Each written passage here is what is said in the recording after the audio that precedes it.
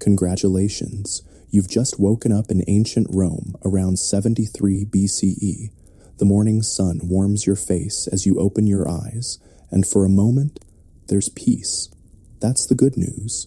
The bad news? You're a slave in the world's most powerful empire, and your day is about to begin in ways you never imagined. Your name is Thracian, and you've only been in Rome for 3 months. Before that, you lived in Thrace, a region in what you might know today as parts of Bulgaria, Greece, and Turkey. You weren't born a slave. No, you were once free, with a family, a trade as a blacksmith, and a small plot of land that had been in your family for generations. But then Rome's legions came to your village during their eastern campaigns. The clash of iron, the screams of your neighbors, the smoke rising from burning homes. These memories still haunt your dreams. When the battle ended, the survivors, including you, were chained together and marched hundreds of miles to be sold in Rome's bustling slave markets. That's how most slaves in Rome began their journey, as prisoners of war from Rome's ever-expanding borders. As you rise from your straw pallet on the hard stone floor of your master's ergastulum, you know, a slave dormitory, you rub the iron collar around your neck. It's not particularly heavy, but its presence is a constant reminder of who, or rather what, you are now considered to be. Under Roman law, you're not a person, but a thing, a piece of property, what the Romans call instrumentum vocale, a tool that can speak. Your master, Marcus Lentulus Batiatus, runs a ludus, a gladiatorial training school in Capua, about 120 miles southeast of Rome. You're still new, so you haven't been selected for gladiator training yet. Instead, you work maintaining the facility, cleaning, cooking, repairing equipment, and attending to the needs of the gladiators. The good news is that you're skilled with metal from your days as a blacksmith. The bad news is that your master has noticed this skill and is considering either putting you to work forging weapons full-time, or perhaps worse, training you as a gladiator yourself. As you splash cold water on your face from a basin, other slaves begin to stir around you. There's Diona, a Greek woman captured when Romans sacked her coastal town. She works in the kitchen and sometimes slips you extra food when the overseer isn't looking. Then there's Gallus, an older Gaul who's been enslaved for over 20 years. He tends to the training yard and sometimes whispers stories of the world beyond Rome. And there's young Cyrus, barely 12, born to a slave mother in this very ludus. He knows no other life but service. Unlike many modern conceptions of slavery, Rome's system wasn't based on race or skin color. Slaves came from everywhere Rome conquered: Gaul, Hispania, Greece, Syria, Britannia, North Africa, and more. What mattered wasn't where you came from, but your status as property, and property you certainly are. The overseer's whip cracks in the air. Up, all of you. The sun doesn't wait, and neither does your work, he shouts. His name is Servius, and despite being a freedman himself, a former slave who earned his freedom, he's particularly harsh on the slaves under his supervision. Perhaps it's because he wants to distance himself from his past, or maybe it's because cruelty to those below him is the only power he's ever known. You quickly pull on your simple tunic, rough-spun wool that barely reaches your knees, and rush outside with the others. The good news is that you're allowed clothing. The bad news is that it marks you immediately as a slave. The short, poor-quality tunic is a visible symbol of your status that anyone in Rome would recognize instantly. The morning ritual begins with a roll call. Each slave must respond when their name is called, and woe to anyone who's late. Yesterday, a slave named Theseus was slow to appear, and Servius had him flogged 10 lashes. He's working today, despite the wounds on his back. There's no rest for a slave who can still stand. Thracian, Servius calls, and you step forward, eyes downcast as expected. Present, overseer, you respond, careful to use the proper title. Servius nods curtly and moves on to the next name. When the count is complete, he divides everyone into their work groups for the day. You're assigned to help the armorer, given your skills with metal. At least today you won't be cleaning the latrines or hauling water from the well. Small mercies in a life with few choices. As you walk to the smithy, you pass the training yard where gladiators are already beginning their morning exercises. These men are slaves too, but of a different sort. While most slaves, like you, lead lives of drudgery and anonymity, gladiators achieve a strange kind of fame. The good news is that successful gladiators can earn prize money, respect, and eventually even freedom. The bad news is that they must repeatedly risk death and brutal combat to achieve it. Among the practicing gladiators, one man stands out. His name is Spartacus, a Thracian like you. He arrived just a few weeks before you did, but already his skill with weapons has impressed the trainers. There are rumors that he was once a soldier, perhaps even fighting in an auxiliary unit of the Roman army before deserting or being captured. Whatever his past, he's now the rising star of Batiatus's Ludus. Spartacus catches your eye as you pass, and for a moment there's a flash of recognition, not that he knows you personally, but a recognition of shared homeland, of shared fate. He gives you an almost imperceptible nod before returning to his training. Something about his demeanor suggests a man who hasn't fully accepted his circumstances, despite the chains. At the smithy, you're put to work immediately. The armorer, an old Roman named Titus, isn't a slave but a paid craftsman who appreciates your knowledge of metalworking. You've got good hands, Thracian, he says, as he shows you how to repair a damaged gladius, the short sword used by many fighters. Shame they're not free hands. Titus is kinder than most Romans you've encountered. The good news is that not all Romans are cruel to slaves. Some, like Titus, treat them almost as people. The bad news is that even the kindest Romans still view slavery as natural and necessary, a simple fact of life, no more questionable than the rising sun. As you work the bellows and hammer heated metal, Titus explains the different types of gladiators you'll be making weapons for. The Murmillo fights with this gladius and carries a large rectangular shield. The Thrax, named after your people, you know, uses a curved short sword and a small round shield. The Retiarius fights with a net and trident, while the Secutor is armored specifically to counter him.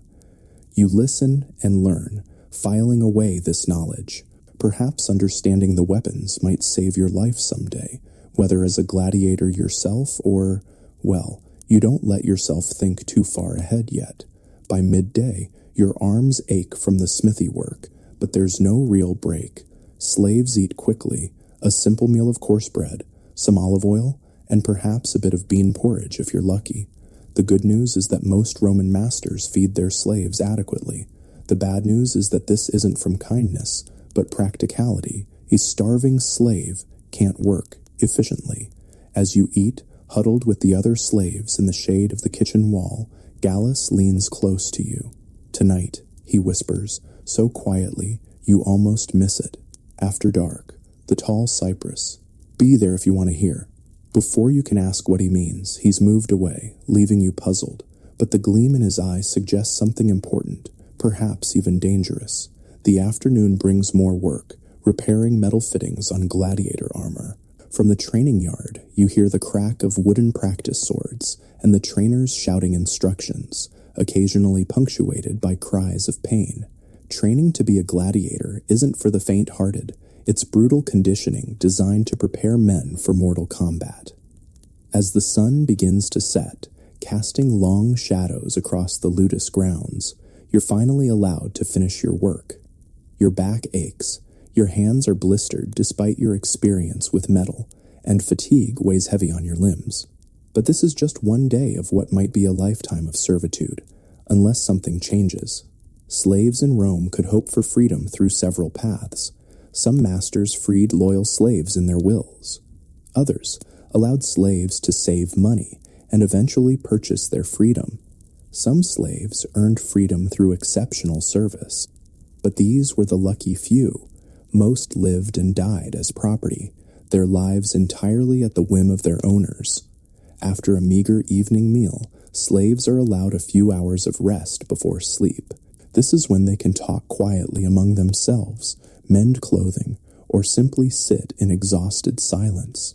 Some pray to their homeland gods, though slaves are expected to worship the Roman gods of their masters. Some slaves were even used in religious ceremonies, their status making them appropriate servants for certain deities. You remember Gallus's mysterious invitation and make your way cautiously toward the tall cypress tree at the edge of the property. It's risky to be out after dark, but your curiosity overcomes your caution. Near the cypress, you find a small group of slaves gathered in the shadows, speaking in hushed tones. Gallus nods when he sees you approach and makes space in the circle. "Our new Thracian has joined us," he says quietly. "Good. We were just discussing news from the outside." "What news?" you ask, voice barely above a whisper. "There's been another slave revolt in Sicily," says a man named Alexandros, a Greek scribe who works in Batiatus's office and therefore has access to messages and correspondence. "The second one in 30 years. Thousands of slaves took control of large parts of the island before the Romans finally crushed them. The news sends a murmur through the small group. Slave revolts are rare but terrifying to the Romans. Their entire economy and way of life depends on the compliance of a massive enslaved population that outnumbers them in many regions." "It won't be the last," says another voice, and you're surprised to see Spartacus himself standing at the edge of the gathering. His presence commands immediate attention and respect. The Romans believe themselves invincible, but every empire has its weaknesses. "Dangerous talk," warns Gallus, though there's no rebuke in his tone. Spartacus shrugs. "What can they do to us that they haven't already done?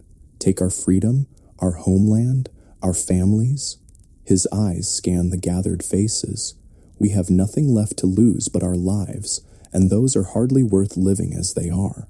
You feel a chill at his words, not because you disagree, but because of the burning conviction behind them. This is not idle complaint. There's something deeper brewing here. "We're not here to plan rebellion," Gallus says quickly, perhaps for the benefit of any who might be informants. "Just to share news and company. Remember that." The gathering disperses soon after, each slave returning to their sleeping area before they're missed. But as you lie on your straw pallet that night, Spartacus's words echo in your mind. What can they do to us that they haven't already done?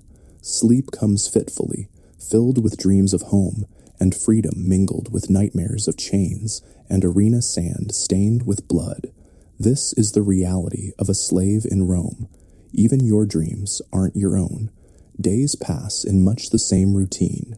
Wake before dawn, work until dusk, eat enough to survive, sleep, repeat. The rhythm of slave life is designed to break the spirit through relentless monotony, punctuated by fear of punishment. The good news is that humans are remarkably adaptable. The bad news is that adapting to slavery means losing pieces of yourself day by day. You continue to attend the secret gatherings by the cypress tree when you can. Sometimes there's news from the outside world, reports of pirate raids along the coast, whispers of tribal rebellions in Gaul, rumors of political machinations in Rome itself. Other times, the slaves simply share stories of their homelands, keeping their cultures alive in whispered tales after dark. Spartacus isn't always present, but when he is, the energy of the gathering changes. Other slaves look to him instinctively, drawn to his quiet strength and unwavering dignity despite his chains. You begin to understand why, in a world designed to strip people of their humanity, Spartacus has somehow held on to his. One evening, about 2 months after your arrival at the Ludus, Spartacus approaches you directly as you work in the smithy. "Your work is good," he says, nodding toward the sword you're repairing. "In Thrace, were you a smith?" "Yes," you answer, surprised by the direct question. "My father taught me, and his father before him." Spartacus nods thoughtfully, a useful skill, one that makes things that can both build and destroy. He runs a finger along the edge of the blade. "The Romans have forgotten that everything they use to control us can also be used against them. Before you can respond, he's gone, leaving you with a strange mixture of hope and dread. Something is coming. You can feel it in the air, like the stillness before a storm. That night, you're awakened by a hand shaking your shoulder gently but urgently. It's Spartacus, with several other gladiators behind him. "Now," he whispers, "if you want freedom, come now." Your heart pounds as you realize what's happening. This is no drill, no secret meeting. This is the beginning of something that could mean either freedom or death, possibly both.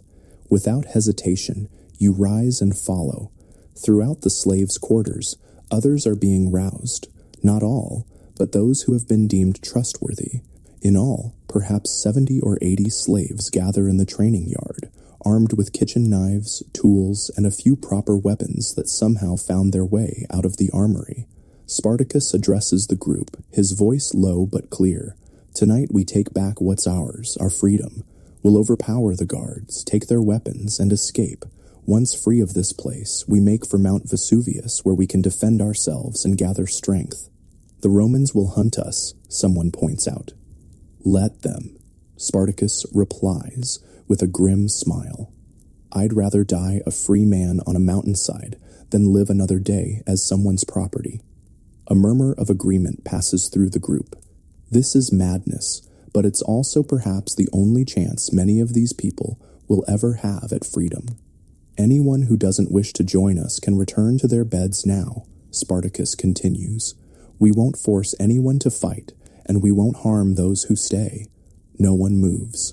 Whatever fears they harbor about the revolt's chances, the possibility of freedom outweighs them all. "Then let's begin," Spartacus says, raising a stolen gladius. "For freedom."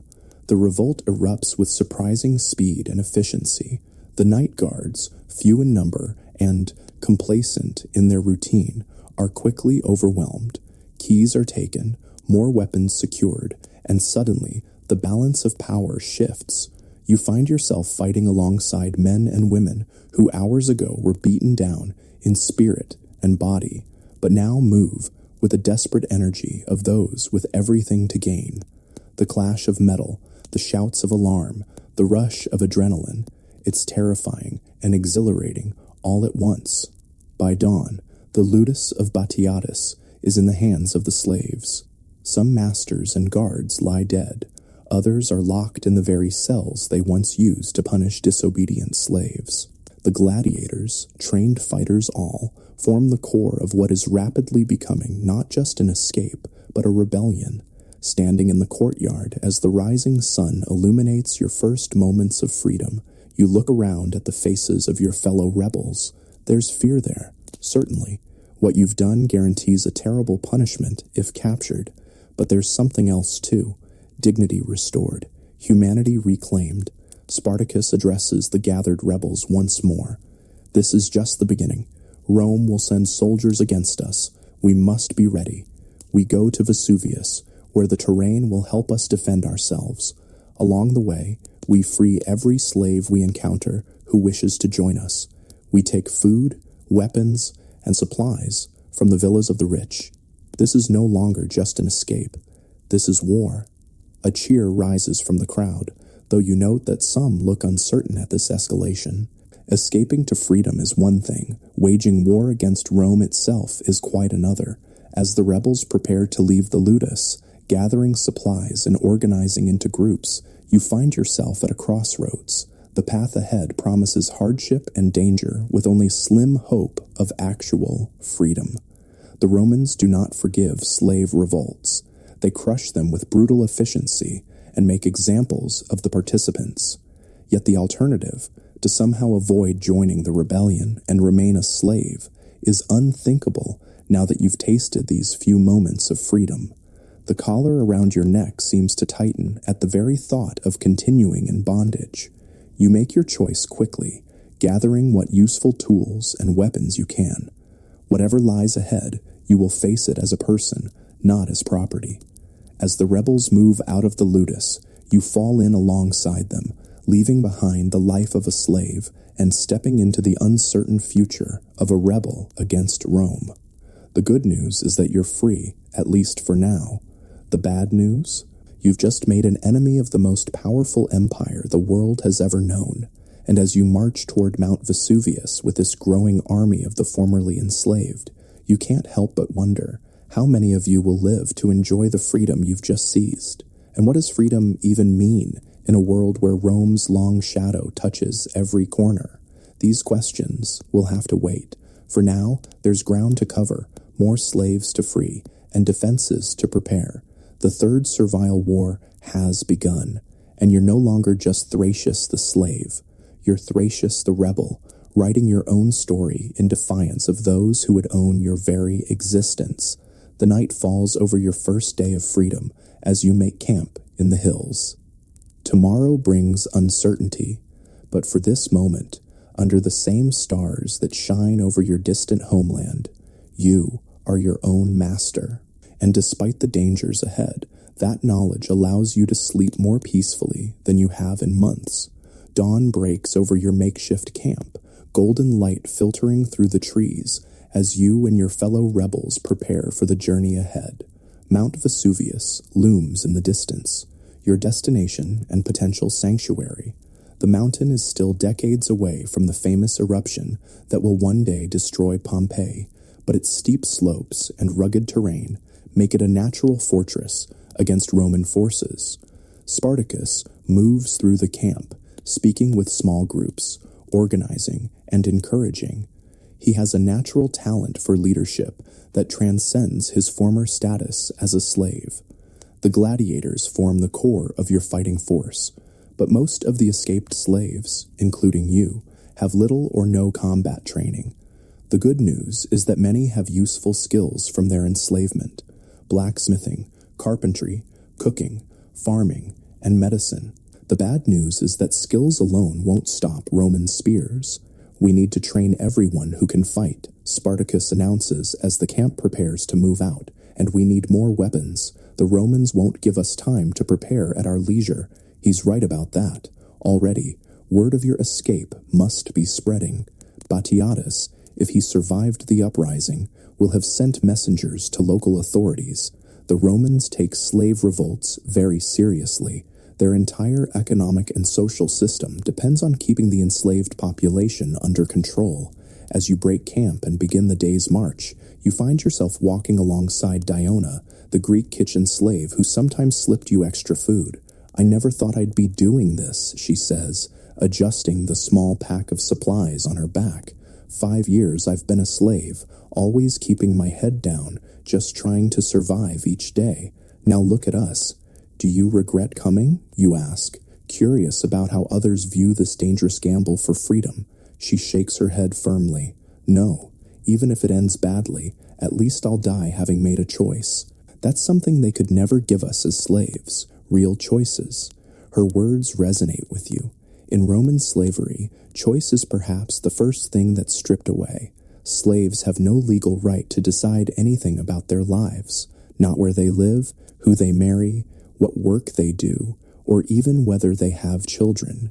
Female slaves are particularly vulnerable, with no legal protection against sexual assault by their masters. The column of rebels moves steadily through the countryside, avoiding main roads and skirting populated areas where possible. Scouts, mostly former gladiators with keen eyes and quick feet, range ahead and to the sides, watching for danger or opportunity. By midday, your group encounters its first test. The scouts return with news of a small Roman patrol ahead, perhaps a dozen soldiers escorting a wagon train of supplies toward Capua. Spartacus calls the gladiators together quickly, formulating a plan. You're included in this council not because you're a fighter, but because your blacksmithing knowledge might be useful in assessing the weapons you could potentially capture. "They don't know about us yet," Spartacus explains. "They're just a regular patrol. If we move quickly and decisively, we can overwhelm them before they can organize a defense." The plan is simple but effective. A small group of rebels will appear to be travelers in distress, drawing the patrol's attention. When the Romans approach, the main force will emerge from hiding and attack from multiple directions. As the patrol comes into view, You watch from the cover of trees, heart pounding. The Roman soldiers look formidable in their organized formation, with their uniform equipment and disciplined bearing. These are exactly the force that conquered your homeland and so many others. But today, they're outnumbered. The ambush works perfectly. The Romans, surprised and surrounded, put up fierce resistance but are quickly overwhelmed. Within minutes, the skirmish is over. 3 rebels lie dead, but all of the Roman soldiers have been killed or captured. The supply wagons, containing food, weapons, and other valuable goods, are now in rebel hands. This small victory energizes the group, but Spartacus remains cautious. This was just a patrol, he reminds everyone. Soon they'll send legions against us, real legions, with thousands of trained soldiers. We need to reach Vesuvius and prepare. The captured equipment is quickly distributed. You examine the Roman swords, shields, and armor with professional interest. The craftsmanship is excellent. Roman military equipment is standardized and well made, designed for efficient killing. Now these tools of oppression will serve the cause of freedom. The surviving Roman soldiers present a dilemma. Some rebels want to execute them as vengeance for their years of suffering under Roman rule. Others argue for releasing them with a message that the rebels fight only for freedom, not for blood. Spartacus listens to both sides before making his decision. We're not Romans, he says finally. We don't enslave our enemies or kill prisoners for sport. Release them, but take their armor and weapons. Let them return to their commanders with news that the slaves they thought broken have teeth. This merciful approach surprises you. In the arena, Spartacus was trained to kill without hesitation. As a slave, he suffered under Roman cruelty, yet he chooses not to replicate their brutality. It's a reminder that freedom isn't just about breaking chains. It's about choosing what kind of people you want to be once those chains are gone. The journey continues with renewed urgency. The encounter with the patrol means that soon, proper Roman forces will be mobilized against you. Every hour of travel, every new slave freed, every weapon acquired, strengthens your position for the conflict to come. As you travel, you begin to understand the true scope of Roman slavery. Nearly every villa and farm you pass uses slave labor. In some agricultural areas, slaves outnumber the free population significantly. The good news for your rebellion is that this provides a vast potential recruitment pool. The bad news is that many slaves are too afraid, too broken, or too conditioned to join your cause. When you approach rural estates, Spartacus sends small groups to liberate the slaves and gather supplies. Some masters flee at the first sign of armed rebels. Others attempt to resist and pay the price for their defiance. With each estate, your numbers grow, though not all choose to join you. Some slaves, particularly those born into slavery who know no other life, are terrified by the concept of freedom and its uncertainties. I don't understand, you say to Gallus, as you watch an older slave refuse to leave his master's villa despite having the opportunity. How can anyone choose to remain enslaved? Gallus sighs, the wrinkles around his eyes deepening. Fear is a powerful chain, perhaps stronger than iron. Some have been slaves so long they cannot imagine any other existence. The familiar suffering seems safer than unknown freedom. This psychological dimension of slavery is something you're just beginning to understand. The Romans don't maintain their slave system through physical force alone, though they certainly use plenty of that. They also employ a careful conditioning that makes slaves internalize their status, believe in their own inferiority, and fear the very freedom that should be their natural right.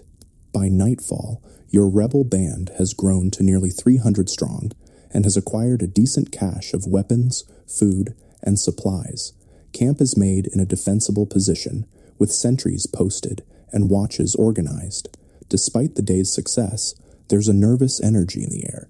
Everyone knows that real Roman military response is coming. Around the campfires that night, you listen to the stories of your fellow rebels. Each has their own tale of how they came to be a slave in Rome's vast empire. An older man named Quintus was once a merchant who fell into debt and sold himself into slavery to protect his family. A young woman called Lucia was born to slave parents on a large agricultural estate, never knowing freedom until today. A boy no more than 15, Marcus, was abandoned as an infant and raised as a household slave. The diversity of backgrounds reminds you that Roman slavery was a complex system with many paths to bondage. Unlike later historical slavery systems that targeted specific ethnic groups, Rome enslaved people from all conquered territories and social classes. What united slaves in Rome wasn't their origin, but their legal status as human property. This status had profound implications for daily life. Roman slaves could be bought and sold at their master's whim, separating families without recourse. They could be punished physically without legal protection. A master who killed their own slave faced little or no consequence. They could be used sexually without consent. They could be forced to fight to the death for entertainment. They had no right to marry legally, though some masters permitted informal unions. Any children born to slave women automatically became slaves themselves, regardless of who the father was. As you share these reflections with those around your campfire, the conversation turns to what freedom might look like if your rebellion succeeds. "I want land," says a former agricultural slave named Titus. "Just a small plot, enough to feed my family without answering to any master." "I want to go home," says a woman from Gaul. "I was taken from my village 10 years ago. I don't even know if my children still live." "I want revenge," says another, his face scarred from repeated beatings. "For every lash I took, I want Roman blood." Spartacus, passing by your fire, pauses to listen. "All worthy desires," he says. "But first, we must survive. Freedom means nothing if we're dead or recaptured." He sits with your group, accepting a cup of watered wine. Despite his leadership position, he makes no effort to separate himself from the common rebels. This, you realize, is another difference between your rebellion and Roman society. Here, worth is determined by contribution and character, not by arbitrary status. "What do you want, Spartacus?" someone asks. "If we win this fight against Rome, what then?" Spartacus considers the question, turning the cup in his hands. "I want to break the system that makes some men masters and others slaves," he says finally. "I want a world where no one wears chains, where no human is another's property." He looks around at the expectant faces. "But that's a distant dream. For now, I want us to reach Vesuvius, build our strength, and show Rome that we are not animals to be bought and sold, but people willing to die for our freedom." His words bring murmurs of agreement. It's a modest ambition for now, survival and dignity, but one that resonates deeply with everyone present.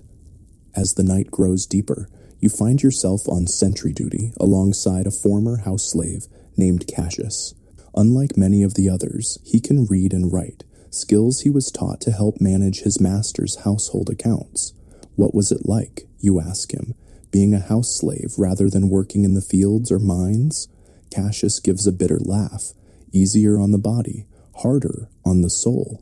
I ate better than field slaves, slept in the house instead of a barracks, but I was never out of my master's sight, never had a moment that was truly my own." He gestures to a small scar on his cheek. "And when I made mistakes, the punishment was still swift. Different masters, different conditions, but always the same truth. We were possessions, not people." This was the reality for Rome's estimated 2 to 3 million slaves. Whether they served in urban households, rural estates, mines, or public works, their fundamental status remained the same. Some were treated relatively well, others subjected to unimaginable cruelty, but all lived with the knowledge that their very existence depended on the whims of their owners. The next morning brings new challenges. Scouts return with reports of Roman response. A militia of about 3,000 men has been hastily assembled under the command of a praetor named Gaius Claudius Glaber. They're moving in your direction, clearly intent on crushing the rebellion before it can grow further. 3,000 against our few hundred. Gallus says, shaking his head. Even with our gladiators, those aren't good odds. Spartacus seems unconcerned. We won't face them on open ground, he says. That's what they expect, and that's how they always win. Disciplined formations against disorganized enemies. We'll use different tactics. The march toward Vesuvius takes on new urgency. By midday, your band reaches the lower slopes of the mountain and begins to ascend toward more defensible positions. The terrain grows steeper, the paths narrower, good ground for defenders, difficult for attackers, especially those in formation. As you climb, Spartacus explains his strategy to the group leaders. The Romans will follow us up the main path. They're arrogant and think us simple escapees with no military knowledge. They won't expect strategy from slaves. He points to a narrow passage between two rocky outcroppings. We'll make our camp visible from below. Let them see our fires at night. They'll come up this path thinking to surprise us. Instead, we'll surprise them from above and behind. It's a sound plan that takes advantage of your smaller numbers and the terrain. The good news is that many of the rebels, including you, know these mountains from gathering wood and hunting for your master's tables. The bad news is that if the plan fails, there's nowhere to retreat. The next day is spent preparing. Fighting positions are established. Crude but effective weapons are fashioned for those without proper arms, and everyone of fighting age receives basic instruction from the gladiators. You work with other craftspeople to repair and improve weapons, turning farming tools into instruments of war when necessary. By nightfall, everything is ready. As planned, campfires are lit in visible locations, creating the impression of a careless rebel camp. In truth, most of your force is hidden in positions along the path and above it, waiting in tense silence. Sleep is impossible as you wait with the others, a repurposed farm tool gripped tightly in your hands. You've never killed anyone before. The gladiators have. It was their enforced profession. But for most of the rebels, including you, this will be a first taste of combat, not as sport, but as survival. Dawn is just breaking when the sentries give the signal. Roman forces are moving up the path. Glaber has taken the bait, bringing his militia up the narrow trail in a long column, unable to form their usual battle formations in the constricted space. You watch from your hiding place as the Romans advance, their red cloaks and gleaming armor marking them clearly against the rocky ground. They move with confidence, clearly expecting to find a disorganized camp of slaves they can easily overwhelm. When the signal comes, a bird call that could easily be mistaken for natural wildlife, the trap is sprung. Rebels emerge from hiding positions all along the path, attacking from above with rocks and javelins, from the sides with makeshift spears and captured Roman swords. The Romans, caught in the narrow defile, cannot maneuver effectively. Their superior numbers become a liability as they crowd together, unable to bring their weapons to bear. Panic spreads through their ranks as rebels attack from directions they never expected. You find yourself in the midst of chaos, striking out at armored men who, hours ago, would have commanded your absolute obedience. There's a strange power in the reversal, the hunted becoming hunters, the owned becoming owners of their fate. The battle is surprisingly brief. The Roman militia, despite their advantages in equipment and training, are thoroughly routed. Many are killed, others throw down their weapons and flee back down the mountain. Glaber himself barely escapes with his life, his authority and reputation in tatters. When the fighting ends, the rebels find themselves in possession of the battlefield and, more importantly, the Romans' abandoned equipment. Hundreds of proper weapons, armor sets, and supplies now belong to the rebellion. It's a victory beyond what anyone dared hope for. Spartacus calls the rebels together amid the aftermath. Today, we've shown that slaves can fight and win against Roman arms, he announces, his voice carrying across the assembled crowd. But this was just one battle. Rome will send more soldiers, better soldiers next time. We must use this victory to grow stronger. He outlines his plan: establish a defensible camp on Vesuvius, send groups to free more slaves from surrounding areas, train everyone in combat, and prepare for the inevitable Roman response. It's clear that what started as an escape has evolved into something much larger, a full-scale rebellion against Rome itself. As the day progresses and the camp takes shape, you find yourself working alongside others to fashion more weapons from captured Roman equipment. Your blacksmith skills are increasingly valuable, and you take pride in creating tools that might help secure freedom for yourself and others. "You know they'll never let us go," says an older rebel working beside you, hammering a captured sword back into shape after it was damaged in the fight. "Even if we wanted to just escape the Italian peninsula, they'd hunt us to the ends of the earth." "Why?" you ask, though you suspect you know the answer. "Because we're more than just escaped property to them now," he replies. "We're a symbol. If slaves can successfully rebel in the heart of Roman territory, what's to stop millions of others from doing the same? Our existence threatens the foundation of their society." He's right. Roman civilization is built on slave labor. Slaves work the vast agricultural estates that feed the empire. Slaves mine the metals that create Rome's wealth. Slaves build the roads, aqueducts, and buildings that demonstrate Roman engineering prowess. Slaves teach, heal, entertain, and serve in Roman households. Without slavery, the Roman economic and social system would collapse. That night, as fires burn throughout the rebel camp, there's celebration of the victory, but also preparation for what's to come. Weapons training continues, even by firelight. Scouts return with reports of more slaves joining your cause, swelling your numbers daily. Supply caches are established in hidden locations throughout the mountain. You sit with Diona and Gallus, sharing a meal of bread and dried meat taken from Roman supplies. Despite the day's success, a question weighs on your mind. What happens if we actually succeed, you ask? If we keep defeating Roman forces, then what? We can't defeat the entire empire. Gallus, who has seen more of life than most, shrugs. Perhaps not, but sometimes the victory is in the fighting itself. For every day we remain free, for every slave who joins us, for every Roman who fears us, that's already a kind of winning. Diona nods in agreement.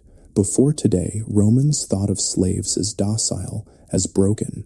Now they'll look at every slave and wonder, is this one plotting rebellion too? That fear is a power we never had before. Their perspective helps you understand the larger significance of what you're part of. This rebellion isn't just about the freedom of a few hundred or even a few thousand individuals. It's a challenge to the entire concept of human bondage that underlies Roman society. In the days that follow, your rebel camp evolves into a surprisingly well-organized community. Different skills from your enslaved past become valuable in new ways. Former household slaves who can read and write help record inventories and organize supplies. Agricultural slaves apply their knowledge to finding and growing food. Those with medical training tend to the wounded. Meanwhile, the gladiators train everyone capable of fighting. Basic formations are taught, weapon skills developed, and the formerly enslaved begin to transform into a fighting force. It's not a Roman legion by any means. You lack the equipment, discipline, and decades of tradition, but it's becoming something formidable in its own right. Word continues to spread, and more slaves escape to join you. Some bring valuable intelligence about Roman movements or useful skills. Others simply bring their desire for freedom and willingness to fight for it. Within weeks, your numbers have grown from the original 70 or so gladiators to several thousand rebels. This growth brings challenges as well as strength. Feeding so many people in a mountain camp isn't easy. Different languages, cultures, and backgrounds sometimes create tensions. Leadership structures must evolve beyond Spartacus and his original gladiator companions to include representatives from various groups. Through it all, Spartacus maintains the respect and loyalty of the growing rebel army. He leads by example, trains alongside the newest recruits, and makes decisions transparently rather than through command. It's a different model of leadership than the rigid hierarchy of Rome, and it seems to work for this community of the formerly enslaved. About a month after your escape from the Ludus, scouts bring alarming news. Rome has dispatched a new force against you, not a hastily assembled militia this time, but 2 proper legions under the command of the consuls, Lucius Gellius Publicola and Gnaeus Cornelius Lentulus Clodianus. This represents a significant escalation in Rome's response to your rebellion. Spartacus calls a council to discuss this development. You're included now, having proven your value not just as a blacksmith, but as someone with good judgment. The discussion is heated, with different factions advocating different approaches. We should split into smaller groups, argues one former house slave. Make ourselves harder to find and fight. No, we should attack them before they're ready, counters a gladiator. We use the same surprise tactics that worked against Glaber. We should try to negotiate, suggests another. Ask for free passage out of Roman territories in exchange for ending our raids. Spartacus listens to all viewpoints before sharing his own. Rome doesn't negotiate with slaves, he says simply, and splitting up makes us weaker, not stronger. As for attacking them directly, 2 full legions are a different enemy than Glaber's militia. He paces the center of the circle, considering options. We need to draw them into terrain where their numbers and formations won't help them. And we need to keep freeing slaves. Every pair of hands makes us stronger. Every empty villa makes Rome weaker. The strategy that emerges is bold. Continue to build your forces while conducting strategic raids on Roman targets, always avoiding direct confrontation with the legions on their terms. When forced to fight, choose the ground carefully to negate Roman advantages. This approach proves successful in the weeks that follow. Small groups of rebels attack isolated estates and outposts, freeing slaves and gathering supplies before disappearing back into the countryside. When Roman forces give chase, they find themselves led into ambushes or exhausted in fruitless pursuits. Your reputation grows with each success. What began as a local disturbance is now recognized as a serious threat. More slaves risk everything to join you, drawn by stories of the growing rebel army that dares to challenge Rome itself. For you personally, these months bring transformation. The skills you developed as a blacksmith serve you well, but you've also learned to fight, to lead small groups on raids, to make decisions that affect others' lives. The man who woke up as property less than 3 months ago now helps shape the future of thousands. One evening, as you finish repairing weapons damaged in a recent skirmish, Spartacus approaches your work area. He examines a sword you've just finished, testing its balance with an expert's hand. Good work, he says with approval. Sharp edge, strong blade. A weapon worthy of freedom. Thank you, you reply, wondering why the rebellion's leader has sought you out personally. Spartacus sits on a nearby stump, still turning the sword in his hands. Tomorrow we face our biggest test yet. Our scouts report that both consular armies are converging near Placentia. They think they've trapped us between them. You nod, having heard rumors of this development. What will we do? What they don't expect, Spartacus says with a grim smile. We're going to attack one army before the other can join it. Hit them with everything we have, then disappear before the second force arrives.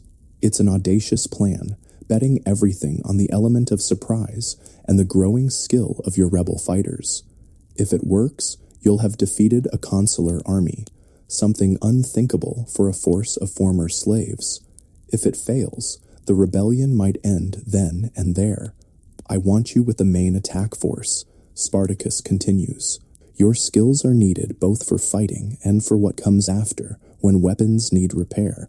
The trust implicit in this assignment fills you with both pride and trepidation. You're no longer just supporting the rebellion, you're at its heart. That night, few in the camp sleep soundly. Tomorrow's battle could change everything, for better or worse. As you lie awake, staring at the stars through the trees, you reflect on the journey that brought you here, from free Thracian to Roman slave to rebel fighter. Your life has transformed completely in less than a year. Whatever happens tomorrow, you know you can never return to chains. Death would be preferable to slavery now that you've tasted freedom again. Dawn comes too quickly, gray light filtering through morning mist as the rebel army assembles. There's nervous energy in the air, but also determination. These people are fighting not just for their lives, but for their humanity, for the right to exist as more than property. Spartacus moves among the gathered fighters, offering encouragement and last-minute advice. When he reaches you, he clasps your shoulder firmly. Remember, he says, they fight because they're ordered to. We fight because we choose to. That makes us stronger. With these words echoing in your mind, you march with the rebel army toward what could be either your greatest victory or your final stand against the might of Rome. The good news is that you face this moment as a free person, making your own choices. The bad news? Those choices might lead to your death before the sun sets today. But as you march in formation with your fellow rebels, weapons ready and spirits determined, you realize that even this bad news contains a kind of victory. A slave dies at another's whim, but you will live or die by your own choice, fighting for freedom rather than serving in chains. And in that knowledge, there is a power that even mighty Rome cannot take away. Morning mist clings to the valleys as your rebel army approaches the Roman force. Through gaps in the trees, you catch glimpses of red cloaks and gleaming armor, one of the two consular armies, camped in what they believe is a secure position. The good news is that they don't expect an attack from mere slaves. The bad news is that these are professional soldiers, not the hastily assembled militia you faced before. Spartacus has divided your forces into 3 groups. The largest will attack the Roman front directly, while 2 smaller forces circle to hit the flanks simultaneously. You're with the main group, your repaired sword gripped tightly, your heart pounding. The signal comes, a horn blast that cuts through the morning quiet, and suddenly the carefully planned attack erupts into chaos. Thousands of rebels charge from the forest edge, screaming battle cries in dozens of languages. The Romans, caught during their morning meal preparations, scramble to form defensive lines. What follows is a blur of violence and noise, unlike anything you've experienced. The disciplined formations that make Roman legions so effective on open battlefields work against them in this surprise attack. Your forces crash into their partially formed lines, creating gaps that are quickly exploited. You find yourself fighting alongside former gladiators, their trained precision a stark contrast to your own desperate swings. A Roman soldier lunges at you, his gladius aiming for your chest. You parry instinctively, the skills learned in training sessions paying off. Your counterstrike catches him under the arm, finding the gap in his armor. The look of shock on his face as he falls, that a slave could kill a Roman soldier, will stay with you forever. Around you, the battle rages. The Romans recover from their initial surprise and begin to organize more effective resistance. For a moment, it seems the tide might turn against you. Then the flanking forces hit from both sides simultaneously, sending the Roman lines into disarray once more. Consul Gellius attempts to rally his troops, but the momentum has shifted decisively. What began as a Roman breakfast ends as a Roman rout. Soldiers throw down their weapons and flee. Others surrender, dropping to their knees before fighters they would have whipped without hesitation only months before. By midday, the battlefield belongs to the rebels. The cost has been high. Hundreds of your fellow fighters lie dead or wounded. But the Roman losses are far greater. An entire consular army has been defeated by an army of slaves. As you help gather weapons from the fallen, The magnitude of what you've accomplished begins to sink in. This wasn't just a skirmish or an ambush. This was a proper battle against Rome's main military force, and you won. The captured Roman soldiers present the same dilemma as before. Some rebels, fresh from the violence of battle, call for their execution. Others argue for mercy. Spartacus, blood-spattered from fighting at the front lines, makes the final decision. Disarm them, take their armor and supplies, but harm no prisoners, he commands. We fight for freedom, not vengeance. Let them return to Rome and tell their masters that slaves defeated a consular army in open battle. It's a powerful message, though you note that some rebels grumble at this mercy. Those who suffered the greatest cruelties as slaves often harbor the deepest desire for retribution. With the battle won, there's no time to celebrate. The second consular army under Lentulus will arrive soon, drawn by news of the fighting. Spartacus orders an immediate withdrawal, taking all captured weapons, armor, and supplies. The wounded are carried on improvised stretchers. No one is left behind. Your forces melt back into the countryside before Lentulus's army arrives, leaving them to find only their defeated comrades and a battlefield stripped of anything useful. It's another psychological blow to Roman pride and another boost to rebel morale. The weeks that follow bring a string of similar victories. Your rebel army, now numbering nearly 30,000, moves through the Italian countryside almost at will. More slaves join your ranks daily, and your reputation grows. Romans begin to fear traveling outside cities. Estates are abandoned as owners flee to urban centers for protection. For perhaps the first time in Roman history, slaves hold the upper hand. During this period, your own role continues to evolve. Your skill with metal makes you invaluable for maintaining weapons, but you've also proven yourself in combat and leadership.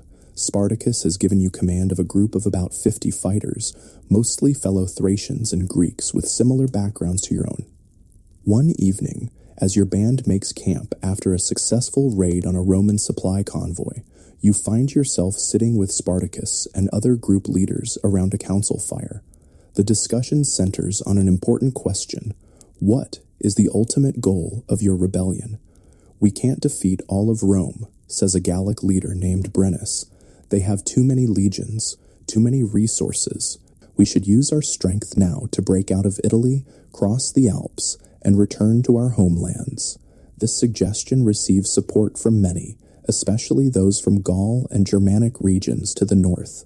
The idea of returning home, of seeing families and lands that many thought lost forever, holds powerful appeal. No, counters a Syrian named Castus. We should move south instead, to Sicily. There have been successful slave revolts there before. The island is fertile, defensible, and we could build a new society there, free from Roman rule.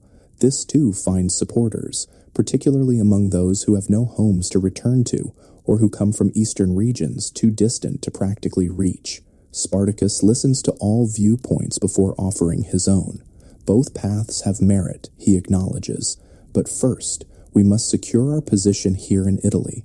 Rome has been humiliated, but not defeated. They will send more legions against us. Their pride and their economic system demand it. He unrolls a crude map of the Italian peninsula, pointing to various locations. Winter approaches. We need secure positions, food stores, and continued training. In the spring, we can decide whether to move north or south. The practicality of this approach wins general agreement. Your rebellion has succeeded beyond anyone's wildest hopes, but it remains fragile.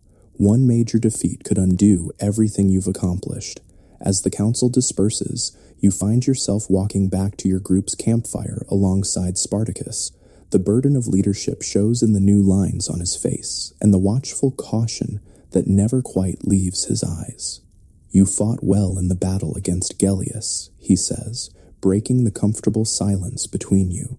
Your group follows you willingly. I try to lead as you do, you reply. By example, rather than fear. He nods approvingly. That's the difference between us and Rome. They build with the whip and the cross. We must build with something stronger, respect, common purpose, the dignity that comes from choosing one's own path. His words articulate something you felt but couldn't express. This rebellion isn't just fighting against slavery, it's trying to create something new in its place. A community where former slaves govern themselves, where work is shared rather than coerced, where decisions come from consensus rather than command. Do you think it can last, you ask? This world we're making? Spartacus looks into the distance, his expression unreadable in the fading light. I don't know, he admits. Rome wasn't built in a day, and neither will its replacement be. But even if we ultimately fail, we've already succeeded in one important way. We've shown that slaves can claim their humanity, can fight for freedom, can build something worthy together. The conversation stays with you that night as you check on your group. These men and women who follow you have transformed from broken, fearful slaves into confident fighters who look you in the eye as equals. Whatever comes next, this change cannot be undone. Winter arrives, bringing new challenges. The rebel army establishes semi-permanent camps in defensible positions throughout southern Italy. Food becomes a primary concern. Raiding can only provide so much, and many of the estates you previously targeted have been abandoned. Fortunately, many of your rebels were agricultural slaves who know how to preserve food, hunt game, and identify edible plants. Their knowledge, once used to feed their masters, now sustains your rebellion through the lean months. During this relative lull in fighting, training intensifies. Former gladiators teach fighting techniques to newer rebels. Captured Roman equipment is studied and replicated when possible. Tactics are practiced and refined. What began as a desperate breakout has evolved into a disciplined fighting force with its own unique style, combining Roman techniques with methods from the homelands of various rebel groups. You spend much of your time establishing forges in different rebel camps, teaching basic metalworking to others so that weapons can be maintained and produced. It's fulfilling to pass on your knowledge, to see skills that were once demanded of you as a slave now freely given for a cause you believe in. One brisk winter morning, as you demonstrate how to properly temper a sword blade to a group of apprentices, a commotion at the camp's edge draws your attention. Scouts are returning at a gallop, and their urgent manner suggests important news. You leave your students to their practice and make your way to the command tent where Spartacus and other leaders will hear the scouts' report. As one of the group commanders, you have the right to attend these councils now. The news is sobering. Rome has appointed Marcus Licinius Crassus, one of its wealthiest and most ambitious citizens, to end the slave rebellion once and for all. He's been granted extraordinary powers and resources, 8 full legions, about 40,000 trained soldiers, along with auxiliary forces. Crassus is different from the commanders we've faced before, explains one of the scouts, a former household slave who can read and has sources in Roman towns. He's ruthless and calculating, and he's staking his political future on defeating us. Spartacus absorbs this information with characteristic calm. We expected Rome to escalate. Now we know the form that escalation takes. Can we defeat 8 legions? Asks a Gallic commander, giving voice to the question on everyone's mind. Not in a single battle, Spartacus acknowledges, but neither can Crassus easily defeat us if we refuse to fight on his terms. We have mobility, knowledge of the terrain, and the support of local slave populations. He has numbers and equipment, but moves slowly with his legions. The strategy that emerges from this council is one of flexibility. Your forces will divide into smaller, more mobile groups when needed, rejoining for specific operations.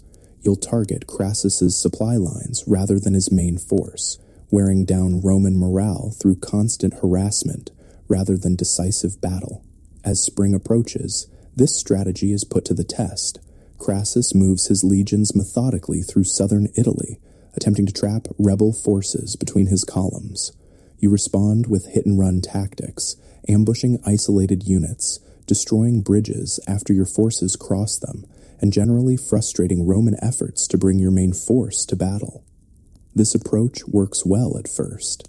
Crassus loses men and supplies without making significant progress against your rebellion, but he adapts quickly, tightening his formations and improving his intelligence gathering. The space for your maneuvers gradually shrinks.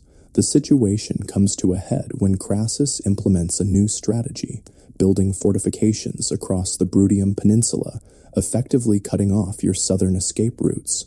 With the sea on three sides and Roman walls blocking the north, your army finds itself increasingly confined. Spartacus calls an emergency council. "We must break through Crassus's lines before they're completed," he says, pointing to the half-finished Roman fortifications on a map. "Once they seal the peninsula, we'll be trapped." The plan is straightforward but dangerous. Concentrate your forces for a single, powerful assault on the weakest section of Crassus's line, punch through, and escape the closing trap. It's a direct approach that abandons the hit-and-run tactics that have served you well, but necessity leaves few alternatives. The night before the planned breakout, a tense atmosphere permeates the rebel camp. Everyone understands what's at stake. If the assault fails, the rebellion might be contained and gradually crushed within the peninsula. You spend the evening checking weapons one last time, ensuring your fighters are prepared for tomorrow's battle. Among your group, you notice a mix of determination and fear. These men and women have tasted freedom and fought bravely, but they know tomorrow brings their greatest test yet. A young woman named Eleni, who joined your group after being freed from a wealthy Roman's household, approaches you with concern in her eyes. "The Romans say that captured rebels will be crucified," she says quietly. "Is it true?" You consider lying to reassure her, but decide honesty is what she deserves. "Yes, that's likely. Crassus needs to make an example to discourage other slaves from joining rebellions." She nods, absorbing this grim reality. "Then we cannot be captured," she says with simple finality. "No, you agree. We fight for freedom, or we die trying. There's no middle path now. Dawn breaks cold and clear on the day of the assault. Your combined rebel forces, nearly 40,000 strong, have moved into position overnight, concealed in woods near the Roman fortifications. Across open ground, you can see Roman soldiers working on the walls, unaware of the impending attack. Spartacus himself walks among the assembled rebels, offering final words of encouragement. When he reaches your section, he clasps your arm in a warrior's grip. "Your group takes the right flank," he says. "Hit them hard and keep moving. Don't get bogged down in prolonged fighting. The goal is to break through, not to defeat every Roman we see." You nod, understanding the strategy. This isn't about winning a battle, but escaping a trap. The attack begins with a coordinated rush from the tree line. Thousands of rebels charge across open ground toward the surprised Romans. Construction workers drop tools and flee, while soldiers scramble to form defensive positions. Your group hits the Roman right flank as planned, overwhelming the hastily formed resistance through sheer numbers and momentum. For a brief, hope-filled moment, it seems the breakout will succeed easily. Then Roman reserves arrive, fresh troops held back in anticipation of just such an attack. The fighting intensifies as trained legionaries engage your rebels in disciplined formation. The initial advantage of surprise fades, replaced by a brutal test of will and strength. You find yourself in the thick of combat, directing your fighters while defending against Roman counterattacks. A centurion recognizes you as a group leader and targets you specifically, his superior weapons and armor nearly overwhelming your defenses. Only the timely intervention of two of your fighters saves you, though one falls to the centurion's blade in the process. Around you, the battle hangs in the balance. Some rebel groups have broken through, while others are pinned down by fierce Roman resistance. The cohesion of your attack begins to fracture as different sections face varying levels of success or failure.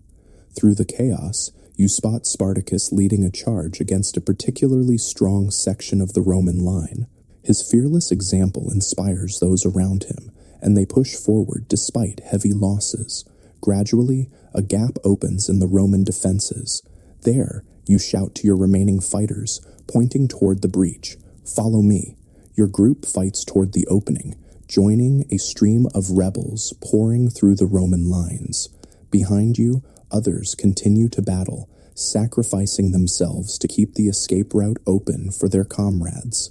The breakout ultimately succeeds, though at terrible cost. Perhaps a third of the rebel force is lost, killed, captured, or separated in the confusion. But the majority escapes Crassus's trap, emerging north of his fortifications with the ability to maneuver once more. That night, as the escaped rebels regroup and tend to their wounded, the mood is somber despite the tactical success. Too many friends and comrades were lost, and everyone understands that Crassus will not give up the pursuit. Spartacus calls the remaining leaders together. His face shows the strain of the day's fighting and the responsibility he carries. We've escaped the immediate trap, he says without preamble, but our position in southern Italy has become untenable. We must decide now, north or south. The debate that follows is passionate but respectful. Those favoring a northern route argue for crossing the Alps to freedom beyond Roman territory. Those supporting a southern strategy advocate for reaching Sicily, where mountains and the island nature could provide defensible positions. The Alps passage will soon be clear of winter snow, argues Brennus the Gaul. Many of us could return to our homelands. The rebellion would have succeeded for those who escape. But what of those who cannot return home, counters Castus. Those from Thrace, Syria, or Africa. The journey's too far, and Roman allies control those lands anyway. Sicily offers the possibility of a new home for all. The discussion continues until Spartacus finally raises his hand for silence. Both paths have merit, he acknowledges, but we must choose one. We cannot remain divided against Crassus's united force. He studies the crude map before him, weighing options with the strategic mind that has kept the rebellion alive this long. North, he decides finally. We break out of Italy entirely. Those who wish to return to their homelands may do so. Others can remain together and establish a new community beyond Roman reach. Not everyone agrees with this decision, but most accept it as necessary. Unity has been your strength against Rome's superior numbers and equipment. Division now would doom you all. Plans are made to begin the northern march immediately. Every day of delay allows Crassus to strengthen his position and possibly cut off escape routes. Despite exhaustion from the recent battle, the rebel army prepares to move. As you organize your reduced group for the journey, you notice increasing tensions between different factions. The losses during the breakout have frayed nerves, and the decision to move north has disappointed those who favored other options. What was once a unified rebellion shows signs of fragmenting under pressure.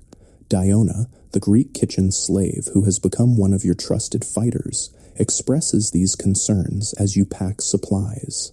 People are talking of splitting up, she says quietly. Some of the Gauls want to move faster, break away from the main group to reach the Alps sooner. Others think Spartacus is making a mistake and still want to try for Sicily. This news troubles you. Division would weaken us all, you reply. Crassus would pick off smaller groups one by one. I know, she agrees, but fear and hope make people make desperate choices, and not everyone has the same hope anymore. You report these whispers to Spartacus that evening. He listens with a grave expression, but doesn't seem surprised. I've heard similar concerns, he admits. The rebellion is at its most vulnerable point. We've tasted enough success to have hope, but faced enough setbacks to know fear. It's a dangerous combination. What can we do, you ask? He considers this question carefully before answering. Remind them of what binds us together, not just our past as slaves, but our shared vision of freedom. The moment we separate, we become easier targets for Rome. Only together do we have a chance. You take this message back to your group, and other leaders do the same with theirs. For a time, it seems to strengthen resolve and maintain unity. The The northern march begins with the entire rebel force moving as one. Crassus, however, proves relentless in his pursuit. His legions move with surprising speed for such a large force, always pressing at your rear, forcing you to maintain pace without adequate rest. Smaller Roman units harass your flanks, picking off stragglers and testing your defenses. The constant pressure takes its toll. Food supplies dwindle as you have less time to forage or raid. Weapons break and cannot always be properly repaired. Exhaustion leads to mistakes and accidents. Children and elderly rebels, who had been part of your community since the beginning, struggle with the demanding pace. About 2 weeks into the march north, the tensions that had been simmering finally boil over. A large contingent of Gauls and Germans, perhaps 10,000 strong, announces their intention to separate from the main force and make their own way to the Alps. Their leader, a German former gladiator named Castus, explains their reasoning to Spartacus. "We can move faster without the wounded and children," he says bluntly. "The Alps are our homeland. We know the paths, the passes. Together with your people, we're a larger target for Crassus. Separate, at least some of us might slip through." Spartacus argues against this division, emphasizing the strength in unity that has brought the rebellion this far, but the northern rebels have made their decision. That night, they depart the main camp, taking their fighters and supplies with them. Their separation proves disastrous. Within days, scouts bring news that Crassus divided his forces, sending his lieutenant Gnaeus Pompeius Rufus to intercept the breakaway group. Caught on open ground and without the full strength of the combined rebel army, the Gauls and Germans were surrounded and annihilated. Few, if any, escaped. This news sends a wave of grief and fear through your remaining forces. Not only have you lost valuable fighters and friends, but the defeat demonstrates what happens to rebels who face Roman legions without adequate strength. Spartacus gathers everyone for a somber address.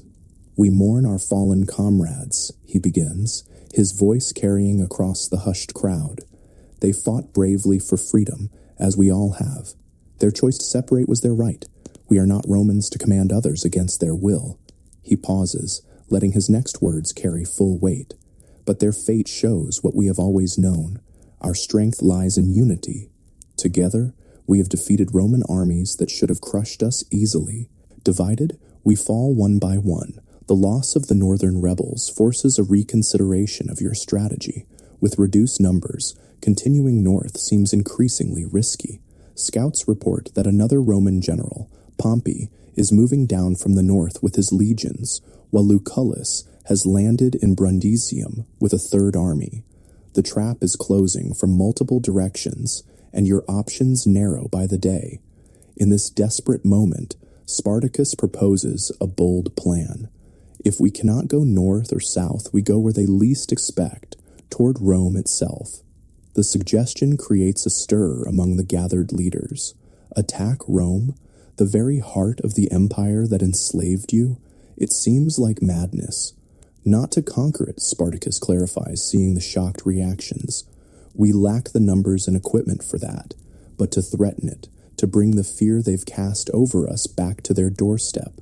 While they worry about protecting the capital, we can find another path to freedom. It's a psychological strategy as much as a military one, using Rome's political concerns against it.